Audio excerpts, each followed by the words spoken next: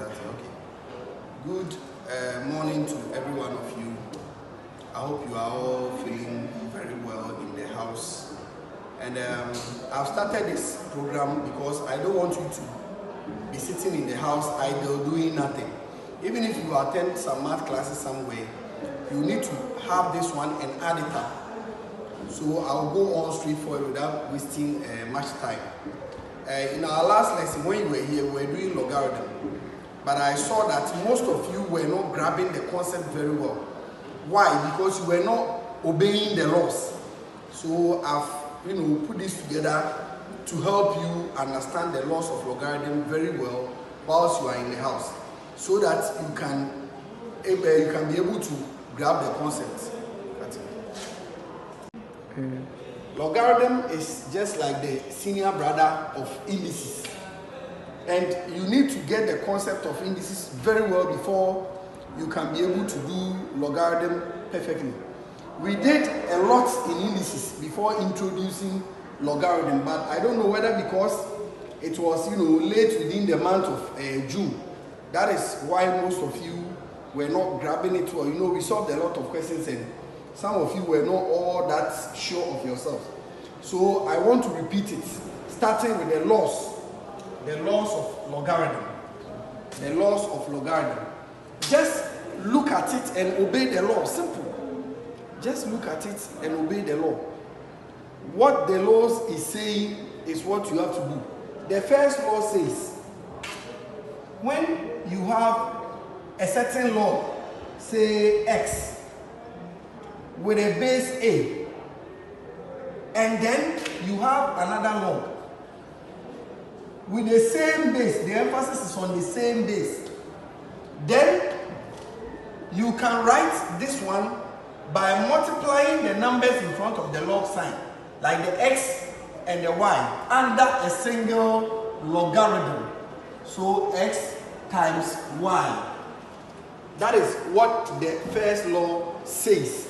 And also, it is x times y though, but whenever you have it in this way, remember when it is given to you in this way, you can write it in this way. So it is a law that can be reversal.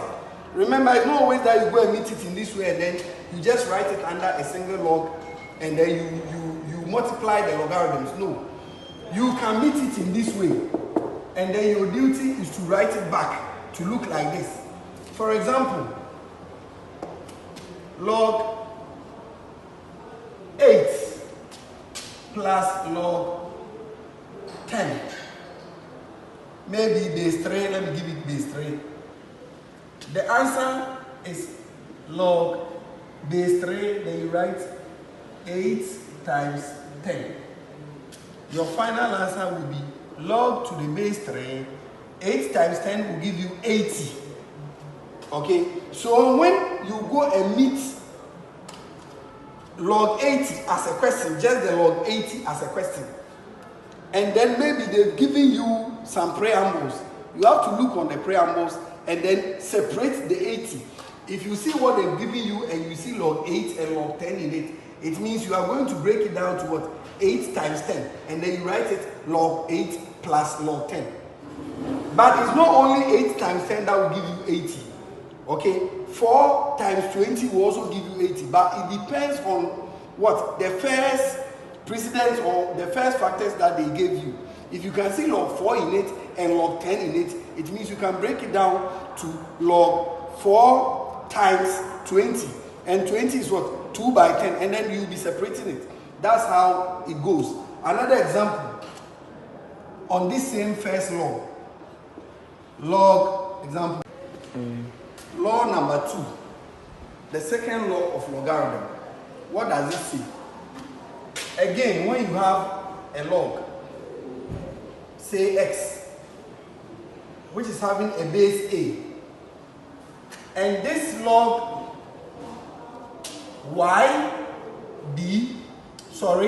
base a is being subtracted from the first logarithm. You write both of them under a single log with the same base, and then this time around, because it's the minus sign, you write x divided by y, like this. X divided by y, like this. Again, whenever you see the negative sign is on the log y, and therefore it is the log y that is negative. The log x here is positive, and therefore the positive is always the numerator and the negative is always the denominator, as I told you. You have to be careful with that. Why? Because minus in general is not commutative. If I say commutative, you have already done binary operation, so you understand commutative property.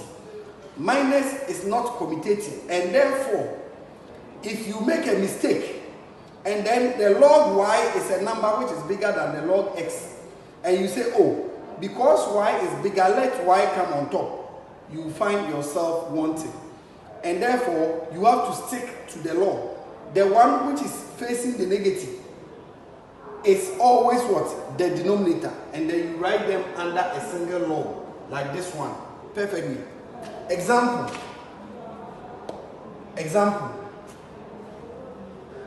Log 8 base 2 minus log 4 base 2. Here you are going to write them under a single log with the base 2, and then you write 8 divided by 4. Then the next one you simplify, you get log 2 base 2, which is 1. You all know why log 2 base 2 is 1. You all know why log 2 base 2 is 1. But nevertheless, I'm going to repeat the reason why it is like that. So, another example on the second log. If you have log to the base 3 of 2, log 2 base 3, minus log 16 base 3, you are going to write them under a single log, like this, and then you write 2 over 16. Please, this is what I was talking about. Don't say that because 16 is bigger than 2, so 16 will come on top. No. Why? Because the negative sign is facing the log person. You can pause the video and then solve it, and then later you open or you play back the video. It says express. So I'm going both sides. Log to the base a, we are still applying the laws. S squared y cubed over z raised to the power 4, all in what? A square root sign. It says express this logarithm in terms of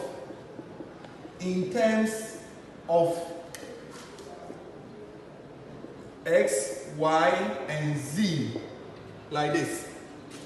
Very good. As I told you earlier on, this one has already been put together. So they want you to open it up by writing it in terms of the logarithm. Sorry, let me put logarithm here.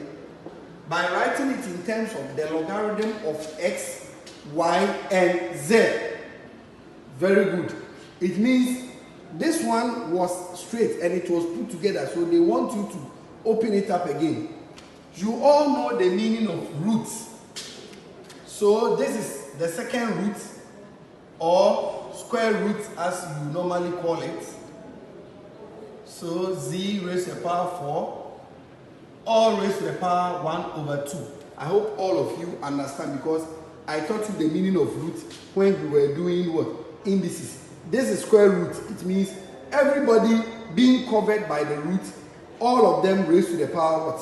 1 over 2. Before you split it, you have two options. From the laws of indices, especially from the power law, when the system of numbers with powers, the whole system is raised to another power like you have on the board. The power outside can enter the bracket.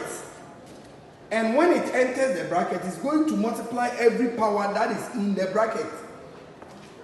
When it enters, it will multiply the power on top of the x, which is 2, the power on top of the y, and the power on top of the z before you open it up. So let's try that first method for everybody to see. At the end, we are going to get the same answer. So you have to, first of all, write logarithm of a, then you write x squared times 1 over 2. It is the 1 over 2 is the same 1 over 2, which has entered the bracket. Y raised to the power 3 times 1 over 2. Then you come down here, z raised to the power 4 times 1 over 2. At the end, please, you have to simplify it first. The lazy ones amongst you. This one will cancel. You have x raised to the power 1.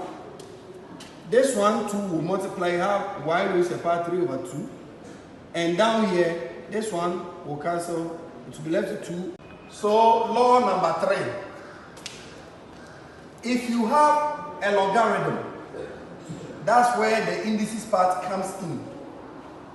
A logarithm, say x, to a certain base a, and the logarithm itself is raised to a certain power. The law says you simply bring this power to the back of the logarithm, and you come and write n log x base what? A. Whenever you go and meet it in this manner, you have to write it this way. So whenever you meet it, you have to take the n back to the top of what? The x. That's whatever number that is there. You have to take it back to the top of that number. That is why I said the laws are reversible laws. You can take it to the left, you can bring it back to the right. Example of that. When you have been given, for example, log 16 base 2, to simplify, you write solution. You have to know the relationship between 2 and then 16, because that is how they always set questions of this nature. You have to know from indices that there is something between 16 and 2. What is that? You can write 16 for it to look like 2 by writing what? From indices. 2 raised to the power 4. That is 2 times 2 times 2 times 2. 4 times. You get what? 16. When you get this, you then apply the third law. This one. So here, this is the n. This is your x and this is your base. So you write, this will give you 4 log 2 base 2. And as I said, log 2 base 2 is 1. And therefore, you have to write 1. Please, the other one too, I said log 2 base 2 is 1. It's not only log 2 base 2, that is 1. It is one of the properties of logarithm, but I will come there. That's why I'm not saying anything. Any logarithm which is having the same value as its base is 1. Example is log a and the base is also a. Whenever you get this situation, the answer is what? 1. The answer for the whole thing, not log 1. So if you have log 7 base 7, the answer is 1. Log 10 base 10, the answer is 1. I didn't write base 10 there for you to know that anytime they write logarithm without its base, the answer is no. Whenever they write logarithm without its base, it means they want to tell you that the base is what? Base 10. So the log start. So I'm repeating all this. I've taught all this already, but I'm intentionally repeating it so that once it is a video, you just be viewing it in your house when you are not doing anything or when you don't understand. Because from here we move on all the topics that we were supposed to do that we couldn't do. We will do it whilst you are in the house, and then when you come to school, it will be very easy for me. Let's solve these questions by putting all the 3 laws together in one question. Let's start with what? Simplification. Simplification. Question number 1. Question number 1. It says, express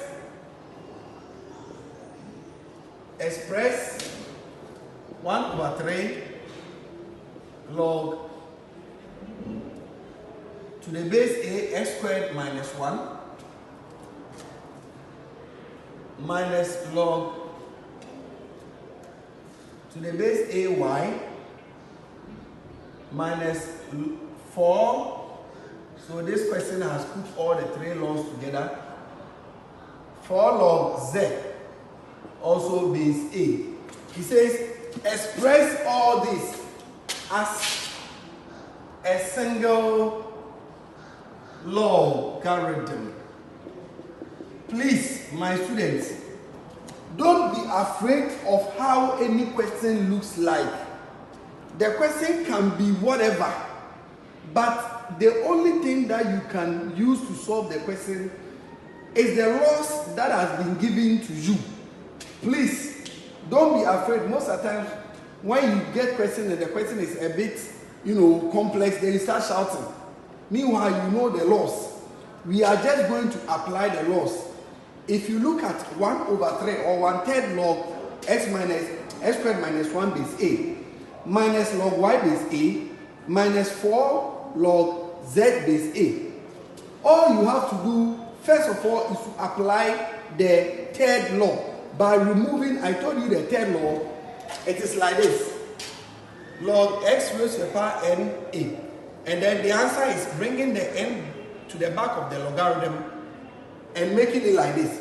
But when you go and meet the n at the back of the logarithm already, you have to shift it to the top of what? The logarithm again. So that is what we are going to do, because that is the situation. If you see 1/3, it's already at the back of the log. If you see the log z, 4 is already at the back of the log. We are going to shift all of them before we apply the other laws. So solution. I'll write log to the base a x squared minus 1. Then on top, this 1/3 will come and stand here. 1/3, like this. Then I'll continue minus this one.